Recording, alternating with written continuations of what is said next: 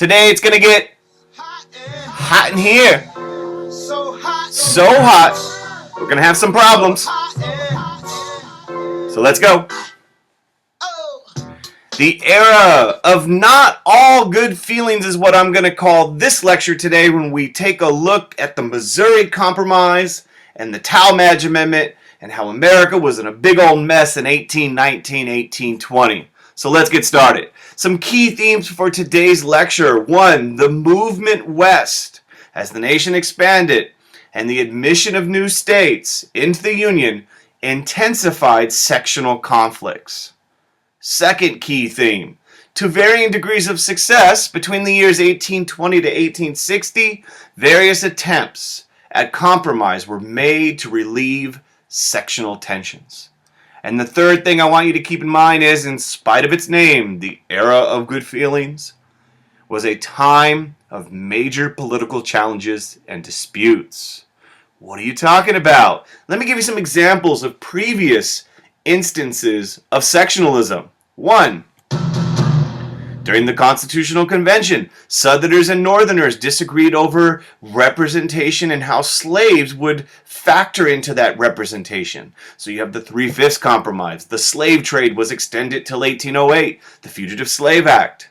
Then when the nation begins under the Constitution, you have conflict over Hamilton's financial program, with many Southerners and Westerners not favoring things like the tariff, the national bank, and the excise tax. And then, of course, once again, after the War of 1812, there was controversy amongst Republicans about whether or not they should support the protective tariff of 1816. The national bank issue comes up again, and the internal transportation improvements. All of those things which were a part of the American system designed by Henry Clay. So we've seen sectionalism in our history up until this point. What happens is there were 9 frontier states joining the original 13 between the years 1791 and 1819. And the reason why that's significant is that there was a balance between slave and free states. There were 11 each. So you see over there on the map there were 11 free states in the yellow and 11 slave states over in the green. So there was this balance between slave and free states. And the reason why this matters is representation in Congress. Both of these regions, the North and the South, could kind of pursue their own sectional interest. Now the challenge arises as the nation moves west. As the nation is expanding, and there's a lot of reasons why we're expanding there during this time. West Side! West Side, and that is because the population is growing, natural population birth. You have lots of immigrants coming in. Eventually, the Irish and the Germans start coming in huge numbers, along with the English immigrants and others. Native resistance has been crushed, unfortunately for our native homies and homegirls. The Northwest and the South by William Henry Harrison, the Battle of Tippecanoe, and by Andrew Jackson later on. You have internal transportation improvements, which are making travel to the West cheaper. You know, that was a big part of the American system, this idea of connecting the West with the East.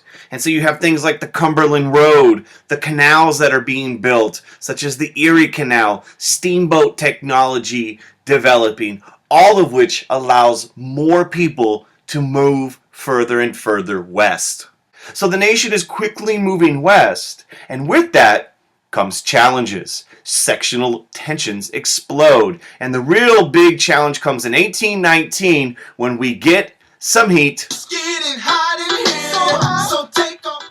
And the hotness comes from this tension when Missouri, the first part of the Louisiana Territory, purchased by Jefferson in 1803, requests to become a state, but not any state, a slave state. And this threatens the balance of power in Congress because, as I said previously, you got 11 slave, you got 11 free. And once again, and without this balance, one section would be able to get legislation passed that benefited their interest or their section. And so when Missouri petitions to enter into the Union as a slave state in 1819, Northerners are like, heck no! Because if they enter the Union, the South is going to have the political advantage. And they're going to be able to pass laws in Congress in both the Senate and the House that would benefit Southerners.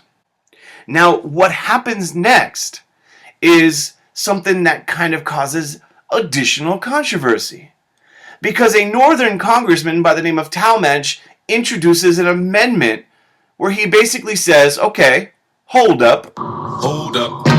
Hey. We're going to prohibit the further introduction of slaves into Missouri.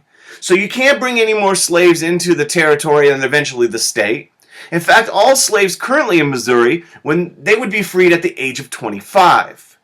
And this would be gradual elimination of slavery in Missouri. Slowly, slavery would die out. And Southerners are going, heck no!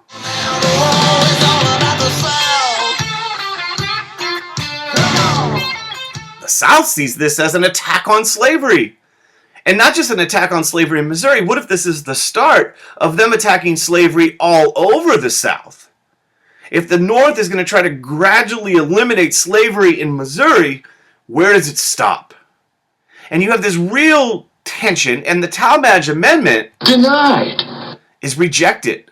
It's passed by the House because the North has more congressmen because of the population factor in the House of Reps. It passes the House, but it does not pass the Senate because it's 11 each. 11 states, 22 reps. It's rejected. Now, there is this crisis. In fact, you have deadlock for months. You have stalemate. No one can get anything done in Washington, D.C. You have political crisis because Northerners don't want Missouri to enter the Union as a slave state. And when you have all these three things, there's only one thing you can call on, or one person you can call on, and that, of course, is the congressman known as Henry Clay.